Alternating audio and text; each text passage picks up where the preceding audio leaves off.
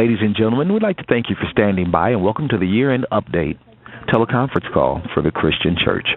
At this time, all participants are in a listen-only mode. Later, there'll be an opportunity to ask questions. At that time, if you have a question, please depress the star followed by the star followed by the 0 and follow the instructions of the operator closely. I would now like to turn the conference over to your host and your facilitator, Mr. James Hamlet. Please go ahead, sir. Thank you, operator. Hello, everyone. I'm delighted that you have joined us today for this year-end report. For the next hour, I will be your host for the question and answer session. As is our custom, I have several of my colleagues sitting with me today. I will call on them in the event they may be best prepared to answer any question you may have. In particular, I would like to introduce Duncan Draper, our Vice President, Chief Financial Officer, and Treasurer; David Stone, our Vice President and Chief Investment Officer; Michael Porter, Director of Health Care Services; the Reverend Sandra Michael Bowers, our Director of Member Services, and our Vice President for Member Services; and Eugene Fisher, our Vice President for Employer Services. This session is being recorded and will be posted on our website early next week. So if we run out of time and your question has not been answered, you may want to either join us this evening for a 7 o'clock session, or you could email your questions to us at pfcc1@pensionfund.org, and we'll be glad to respond. Please keep in mind that this is a public forum, and as such, it is important that you do not ask us questions specific to your accounts. We do not want to reference anything that would violate personal privacy for your account or situation. So we will open up for comments in just a few moments, but I have a few comments I would like to make first. For the pension fund and staff, 2013 was a year of significant success as well as challenge. We've discussed on various occasions and in different ways some of the challenges that we faced in the implementation process of our new data system.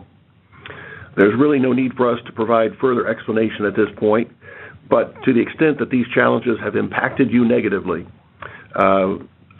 either through our responsiveness to phone calls and emails or incorrect information, we apologize and commit to restore our service capacity to a proficiency level that you and we expect.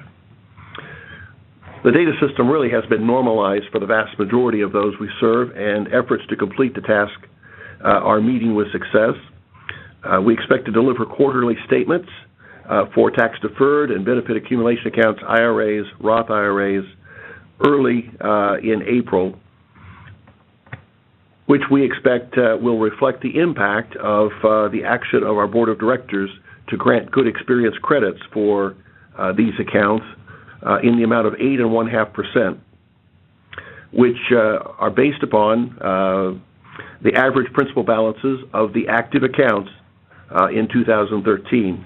Accounts receiving good experience credits had to be open and active at December 31. Good experience will be added to the principal balance on March 31 and will be reflected, as I said, in your quarterly statements. For those of you who are pension plan members, the annual statement of pensions will be sent out later in April, perhaps early May. Could well be later than normal because this is the first time that we are doing these with our new system, and we want to audit them and make sure that they are exactly right before we send them. But when they're sent, they will reflect the action of our Board of Directors for pensions in the approval of a 6.5% special apportionment. This will be based upon pension credits for those who are active, pension credits at December 31, and on pensions as they are established by July 1. All of these will be applied on July 1 of this year. As I said, this has been an interesting year. It has been a good year of challenges and good year of performance. We're delighted to be in a position to offer both the special apportionment and good experience credits. We're delighted that our staff is working diligently to service your needs in a more effective way. With that, I will open up for questions that you may have. Operator? Ladies and gentlemen, once again, if you have a question or comment for today's panel, please press the star followed by the 0 on your touch-tone phone and follow the instructions of the operator closely. Once again, star 0 if you have a question or comment.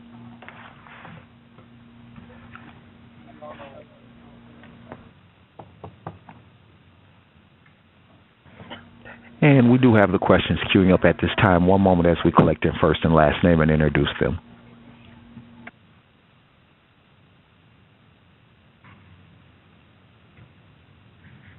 And for the individuals that have given their first and last name to the operator, please press star 1 now to submit your question.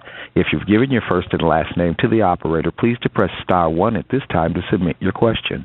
Our question will come from the line of Miss Brenda Jones. Please go ahead. I have a question about my pension.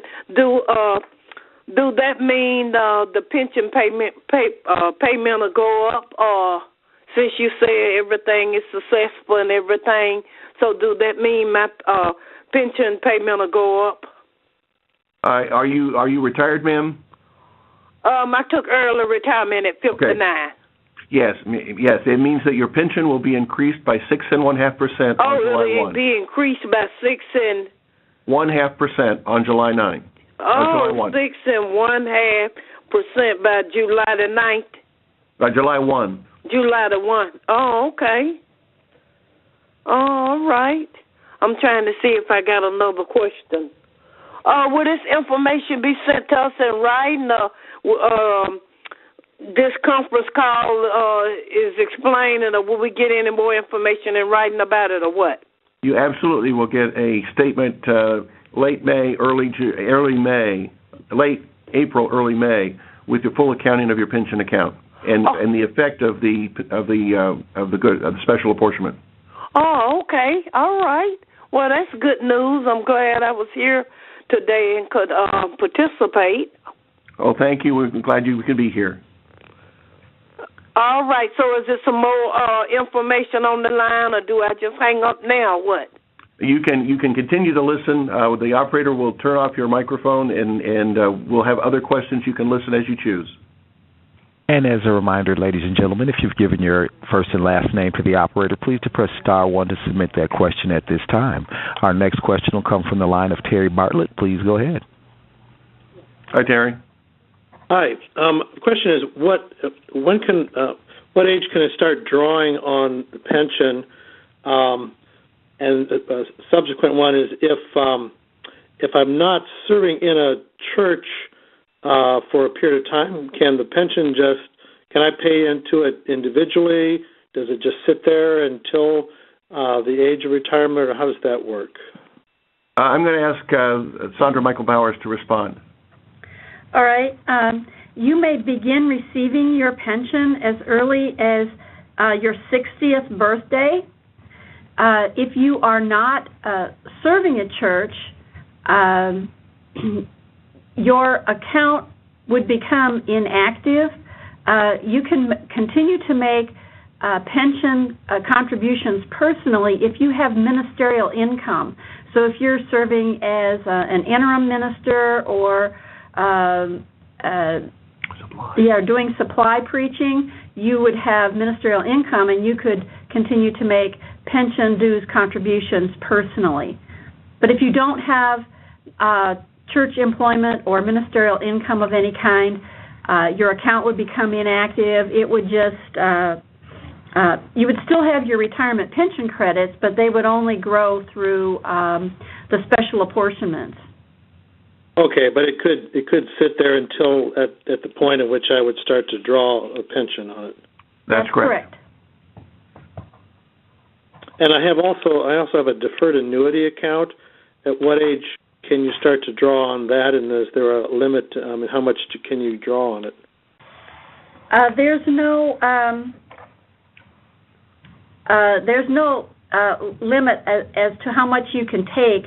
At age 59 and a half, you can begin receiving funds from your tax-deferred account. You just make the request for the distribution. There's no penalty for taking the funds. You will have to pay tax on it because they're funds in the account are currently pre-tax. Sure, you're right. Very good. Thank you. Welcome. Next question will come from the line of Raymond Williams. Please go ahead. Yes, two questions. One, regarding the normal fourth quarter report. We have our payment added to additional benefits, but we have not yet received a fourth quarter report. We will follow up, Mr. Williams, and call you back this afternoon and to see if we can, because I know that we sent them out. And we will make provisions for getting you a copy. Thank you. The second question is with the additional benefits account. We received the information that the drop box has been changed from Indianapolis to Detroit. Yes, sir. We will send any deposits to that account to Detroit. We will be sending you new information on how to do that. If you send it to the current lockbox, they're automatically transferring that up in our behalf at the moment. Will that also be the case with withdrawals? We'll contact the pension fund as usual? Yes, sir. Thank you very much. I appreciate your good work. Thank you so much. And for all the individuals that gave their first and last name to the operator, please press *1 at this time to submit your question. Ladies and gentlemen that have given their first and last name that have a question they'd like to submit, please press *1 at this time to submit your question. Our next question will come from the line of Hiawatha Nowden. Please go ahead. Yes, thank you. I just want to, I'm not sure if I have an active account. How tell me your last name again. Nowden, Nowden. Okay. Yes. Could you tell me that? I know at one time I was making contributions on a regular basis when I was pastoring. I'm just working with a church now, and I'm not sure if they're making contributions or not to an account for me. We will have to check that out and call you back. Okay. Are you at the phone number of record we have on your account? I'm not sure what number you have. Call our toll-free. Okay, then would you call our toll-free number? 866. 95. 5. 866. We'll start over. 866. 495. Okay. 7322. Okay. And one of our service folks will check that out for you. Okay. Okay. Very good. Thank you very much. Thank you. Our next question will come from the line of Mary A. Watkins. Please go ahead. I want to know, what did you say the good experience credit would be? Good experience credits on tax-deferred accounts, benefit accumulation accounts. Benefit accumulation account. Yes, IRAs and Roth IRAs will all be 8.5%. Okay, then. Thank you very much. You're welcome. Our next question will come from the line of Claire Berry. Please go ahead. Yes, I'm from San Diego, California. Mine has to do with probably Michael Porter. It has to do with our health care. Yes, sir. What effect will the Affordable or Obamacare have on our health care? Well, Claire, if you're on Medicare at this point in time, correct? Yes. Okay. At this point in time, the Affordable Care Act has very little effect on Medicare, at least on our Medicare plans. They have proposed some changes, some reimbursement changes through Medicare, and I know they have already pulled some of those back, and suspect that they will probably pull back the rest of the proposed changes as well. So right now, the Affordable Care Act really has little impact on Medicare or the secondary plans at this point in time. Good. Thank you. You're welcome. Thanks for the raise. Oh, you're welcome. Next question in queue comes from the line of Mr. Brian Krebs. Please go ahead. Yes, am I correct in understanding that the AB accounts will be credited 8.5%? Yes, sir. Wow, that is an extremely generous benefit. And thank you so much for your good work. Thank you so much. Appreciate it. Okay, bye. Last question in queue at this time comes from the line of Miss Barbara Short. Please go ahead. Yes. My husband and I are now living in a supportive living facility. We have sold our house, and that's just the best way for us to spend the next years. But our tax preparer is having a little trouble understanding the whole parsonage allowance issue and how that gets figured when we are living in a facility that not only provides our housing but provides other things as well. What you really need to do is to talk with your administrator and ask them to break out what is the cost of the rental part versus the other services. I see. Okay. Well, that makes sense. Okay. And then you could use the rental value for your parsonage allowance. Okay. All right. Well, I think that will help all of us. So, okay.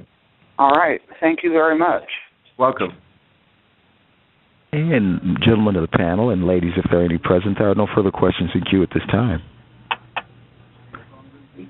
But if the folks on the line do have any further questions or comments, by all means, please depress the *0 if you've not been in the queue. If you've already given your first and last name, please proceed by depressing the star followed by *1 for any additional questions you may have. And we have a follow-up from the line of Miss Barbara Short. Yes, I'm sorry, but I got in on this right after you began, and the gentleman ahead of me said something about an 8.5% increase, and I wasn't sure increase in what. Okay. Can you answer that again? Sure. For the benefit accumulation, tax-deferred, IRA and Roth IRA programs, each of those accounts will get 8.5% increase applied on March 31 based on the average principal balance in 2013. For pensions, there will be a 6.5% increase in pensions and pension credits applied on July 1. Good. Well, that's very helpful to us because we were going to make a deposit in our BCE account. So I realize that it won't be retroactive, but at least it will help our future savings. Indeed. So, okay. Yes. Thank you very much. Our next question will come from the line of Donald Slatter. Please go ahead. Hello? Yes, sir. Yeah. Well, first of all, thank you for the work that you and the group there with you that you do for us. My question concerns the housing allowance benefit that comes to us. I'm in the midst of retirement, and I always deduct from the pension your recommended 60%. But I hear little notes now and then that the IRS is looking into the possibility of altering that. Can you tell us something about that? Let me try to answer it this way. Okay. First of all, what you can take as your parsonage or your housing allowance is the fair rental value plus utilities, the lower of the rental value of utilities, what we apply, and your actual costs. So that's one issue. The second issue is about the continuation of the housing allowance. Yes. That is under attack in the courts in Wisconsin. Is being appealed to the Seventh Circuit Court in Chicago. The housing allowance for parsonages or for housing for clergy was declared unconstitutional by a judge in Wisconsin. An appeal has been filed, and pending that appeal, I'm confident whichever way it is decided, it will go to the Supreme Court. My guess is that will take 2 to 4 years to work its way through the courts, and none of us can predict what that will be in terms of outcome. At the same time, Congress continues to talk about tax reform, and if they get serious about doing substantial tax reform, it's very possible that the housing allowance may be an issue that would be at risk in that scenario. But knowing how fast things are going through Congress right now, I don't think you have to worry about that anytime soon either. Well, maybe that's good. Can you tell us a little bit about the history of this allowance for clergy? When it started and why was it done? Well, my recollection, and I don't have, I've seen some information, but I'm not as familiar with it as I would like to be. But my recollection is that the parsonage allowance was enacted by Congress in 1918, and it was done at a time to try to create equity for clergy who did not live in parsonages, compared to the clergy who did. Mm-hmm. And so it was approved then. It's a process that is similar to what the military does for some of their folks, allowing them to live off base. They provide a housing allowance for them. Mm-hmm. So it was in that context that it was approved and has been strongly supported in Congress all these years. Good. Well, thank you. You're welcome. That's it. Our next question is a follow-up from the line of Raymond Williams. Please go ahead. Yes, this question has to do with funds that are deposited with the pension fund, for example, additional benefits. Mm-hmm. If one wished to transfer that into a charitable trust annuity to a disciple institution as the ultimate beneficiary, is there possibility for that within the pension fund? The pension fund no longer writes charitable gift annuities. We defer to the Foundation, Christian Church Foundation, for that purpose, and so we use their services. And they of course can write annuities that will benefit any one of the ministries that may be available. Thank you. You're welcome. And I see there's a couple more lines that have not queued up yet. And for those individuals that would like to submit their question, please to press *1 at this time if you've given your first and last name. And we have a question from the line of Jerry McHarg. Please go ahead. Yes, Jerry McHarg from California. I just wish to express my deep gratitude for the additional benefit that will be added this year. 8.5% is a phenomenal return, and frankly, I don't know how you did it, but I'm so grateful that you did. Blessings on you. Thank you so much. I can tell you that I don't know how we did it either, but our good investment team and managers did a great job. They obviously did. Thanks again. Our next question is from Evelyn Park Brown. Please go ahead. Jean and I are listening to this with interest from Florida, where we're glad to be rather than Indiana. I just, in recollecting, determined that he and I together have been members of the pension fund for 114 years, many of those when we were contributing, and now we're on the receiving end, and we're very grateful. Well, thank you so much. Thank you. Always good to hear from you. Our next question will be also a follow-up from the line of Claire Berry. Please go ahead. Yes, given the breaks we have in the housing, but also the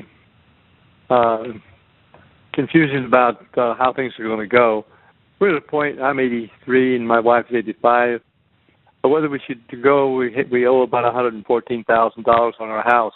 Would it be wiser just to go ahead and pay it off? Well, you're asking for financial advice, and we don't really give that kind of financial advice. I think the question that you would want to ask is what are you earning on your funds versus what you are paying in interest? Mm-hmm. And if you are earning more than you're paying, then there's really no reason, at least from my perspective, there would be no reason to want to do that. There may be other reasons you would do that, but not financially. If you're paying a much higher interest rate, then that's something you may want to consider. Okay. Thank you. Welcome. And once again, ladies and gentlemen, if you have a question or comment and have not given your first and last name, you need to press the star followed by the 0 and give the operator your first and last name. If you've already given your first and last name or have a follow-up question, please press the star followed by the 1 to submit that question or comment.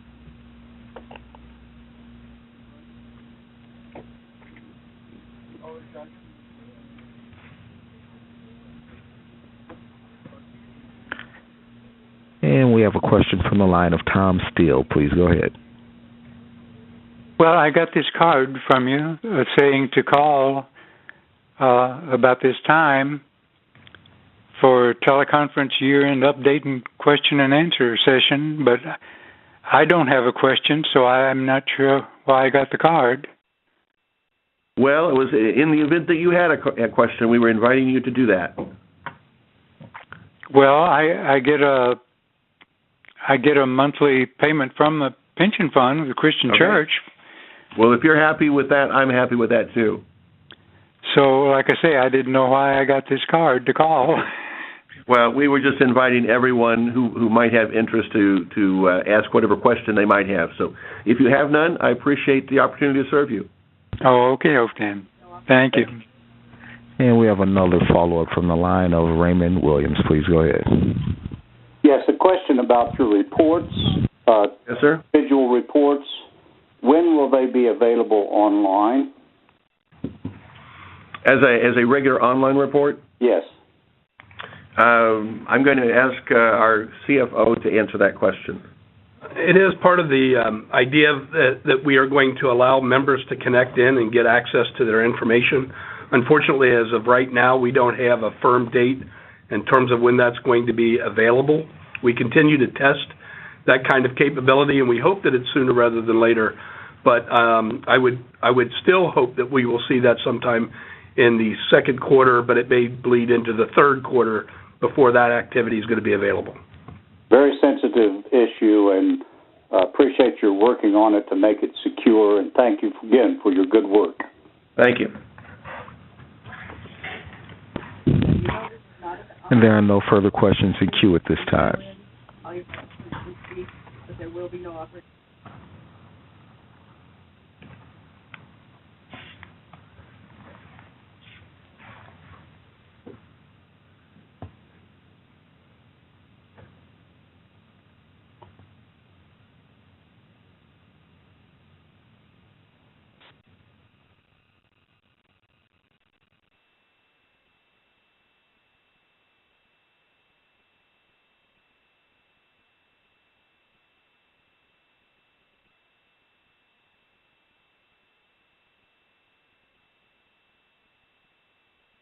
Operator, while we're waiting, I just might say to the group that we reached a milestone at the end of last year. That's one of the milestones that kind of crept up on us in that we reached $3 billion under management. That is to say, we're managing on behalf of those who participate in all of the programs now some $3 billion.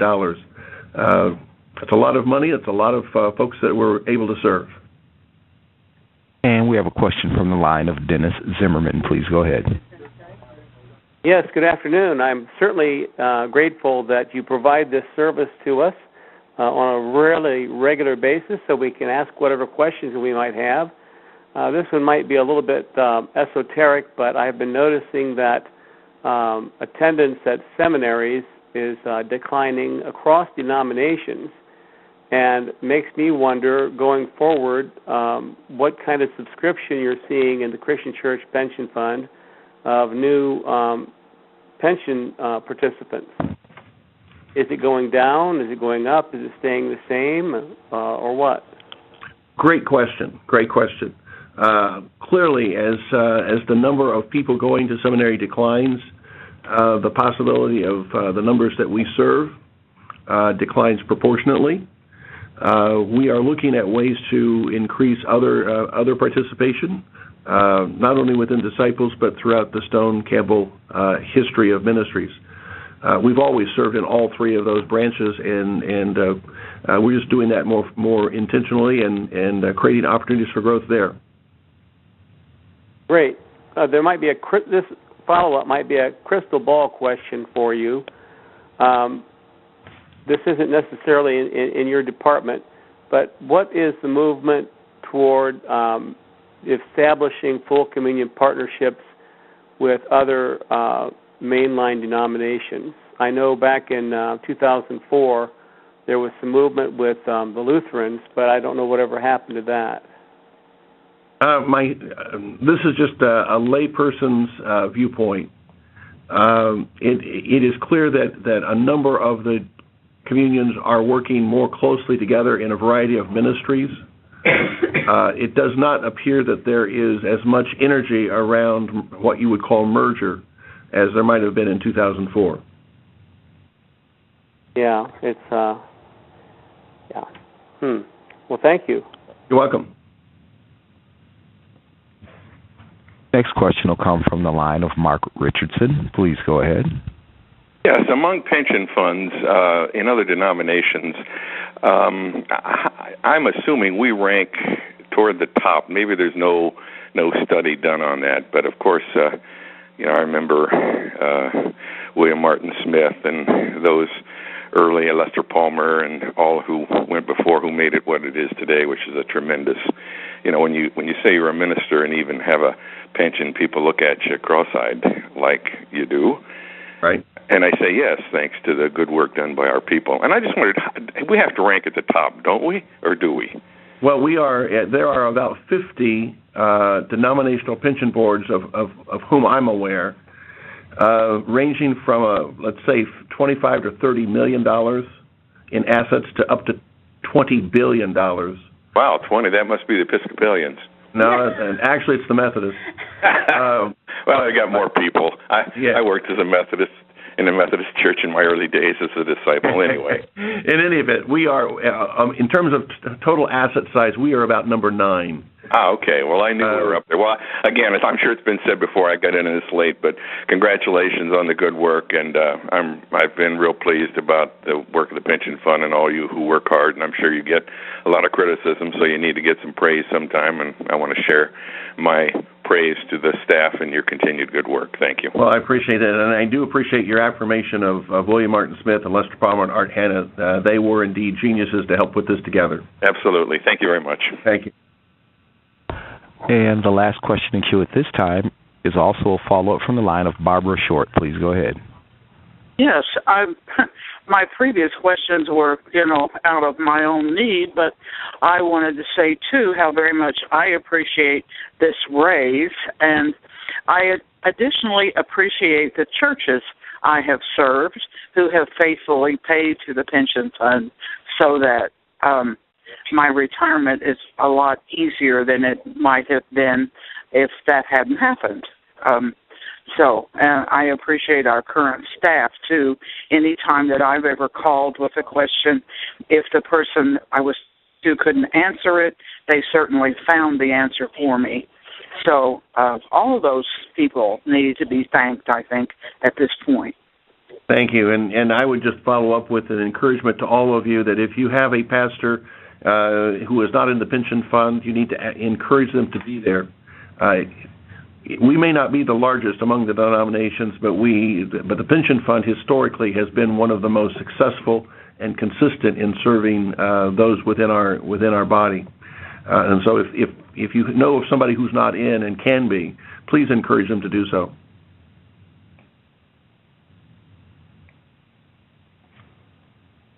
Our next question will be from the line of Claire Berry. Please go ahead.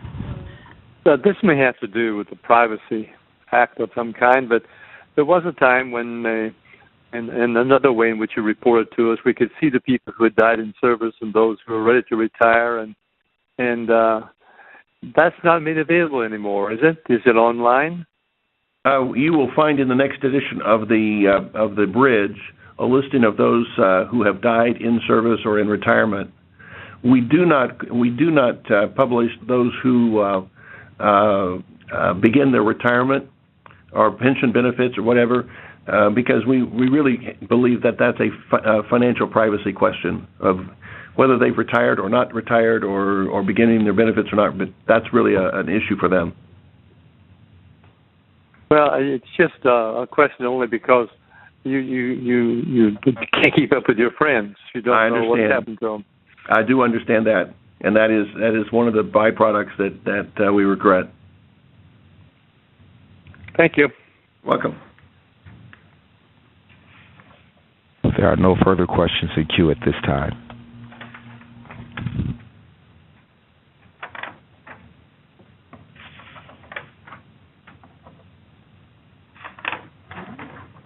We have a follow-up from the line of Dennis Zimmerman. Please go ahead. Yes, a follow-up to my earlier question about the subscription to the pension program by new pensioners. If the continuing decline continues, it's going to be a number of years before I start drawing on my pension. But then I hope to be drawing on my pension for a good 30 years after that, of course. Of course. But if the pool of pension payments dwindles significantly, how does that impact those who are then currently drawing their pension? Oh, another great question. Let me give you my thoughts, and then I'll ask Mr. Draper to add to it if he will. First off, one of the things that we do each year is an actuarial valuation to determine what our asset base is versus our liabilities, current and future. So at any point in time, each year, we look at whether we have enough assets to cover current and all future pensions on an actuarial basis. And that, when I say actuarial basis, that means that we are assuming 4.5% income year over year towards that benefit. We have not been dependent upon the contributions of new participants for some years for the ability of providing our pensions. We are very much investment dependent today. And so when we make a good experience or a special apportionment, we already have in hand the assets to buy, if you will, the benefits for all that we're participating. So it's a fully funded increase in benefits. So as long as our investment return exceeds 4.5% year over year, there's very little risk to those who are currently participating. Not like Detroit or Chicago pensions. Quite unlike that. You want to add something, Doug? Yeah. First of all, Mr. Zimmerman, I would like to clarify. We are not declining actually in enrollment. Last year we actually saw a little bit of an increase, largely through the efforts of Reverend Gene Fisher and his team. They are being very intentional of rebuilding relationships and strengthening our relationships across the denominations, as Jim mentioned. So we are actually growing the number of participants, which is a good signal going forward. I think the rest of what Jim described in terms of being fully funded from an actuarial perspective, and given that our earnings rate of that 4.5% that Jim talked about is quite low or perhaps it's getting to be more norm in the pension fund world, but at one time it wasn't unusual to see much higher assumptions about earnings rates. We think that we're very conservative in that rate, and we think that will serve us well going into the future. So I think the future is very bright for the pension fund, especially as we can continue to grow our relationships and our new members. So I don't think there's anything to worry on the horizon here relative to those questions. Yeah, I like the fact that you're setting the bar at 4.5%, because I know a lot of other corporations. My wife works for a for-profit corporation, and they go forward expecting 8%. And I don't think in the investment world going forward you can make that kind of assumption anymore. It is far more difficult. Yeah, exactly so. Well, thank you, gentlemen, for your fine, and ladies, thank you so much for your fine work. Thank you.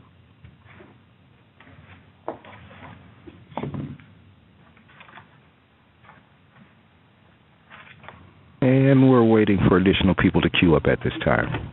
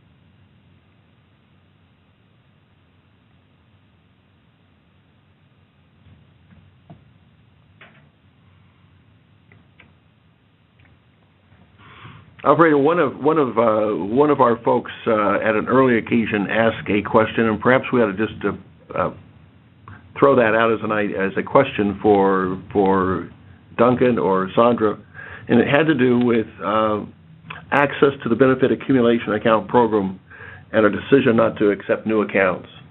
What is the status, and is there any change anticipated?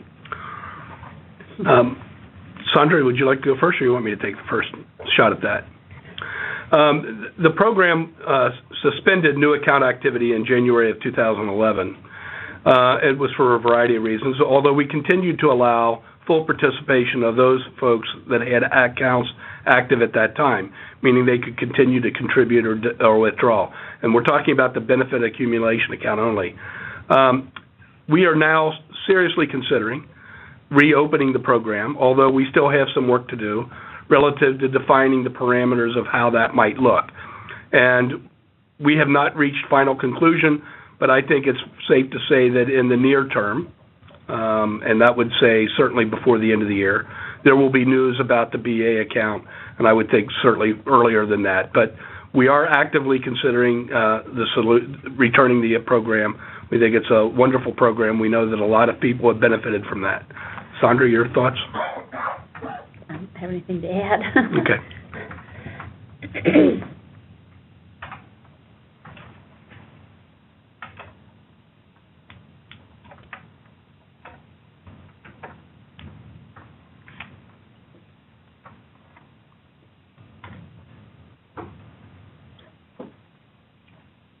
Operator, let's wait another 30 seconds, and if no one is on queue, then I think we can do a final comment. Will do, sir. Thank you.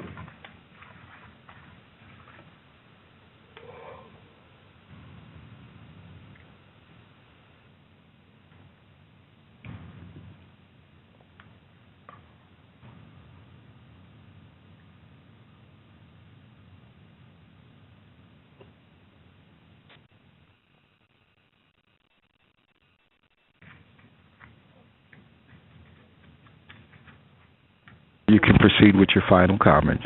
Okay, thank you so much. Thanks to all of you who have offered questions and or who have just listened in. I trust we have responded in a manner that has been helpful. Our goal is always to care for the resources entrusted to us prudently and thoughtfully, always taking care to address the unique requirements and risks associated with each of the programs we offer. Your questions are inspiring and are exciting to us. We take each one very seriously and will respond in ways that we hope will be helpful to you. Know that all of us, staff and directors alike, will continue to focus our energies toward maintaining the pension fund's financial strength, even as we seek ways to serve more effectively and broadly within the life of the church. We thank you for the privilege of serving you and for your interest today. We will schedule another forum when we believe we have important information to share. Until then, please call or email us with any further questions you may have. It is our great honor to serve you. It is with great thanksgiving that we honor the ministry that you have provided for so many in the years past. Please have a good day. Ladies and gentlemen, that does conclude our conference call for today. On behalf of today's panel, I'd like to thank you for your participation in today's conference call and thank you for using AT&T. Have a blessed day. You may now disconnect.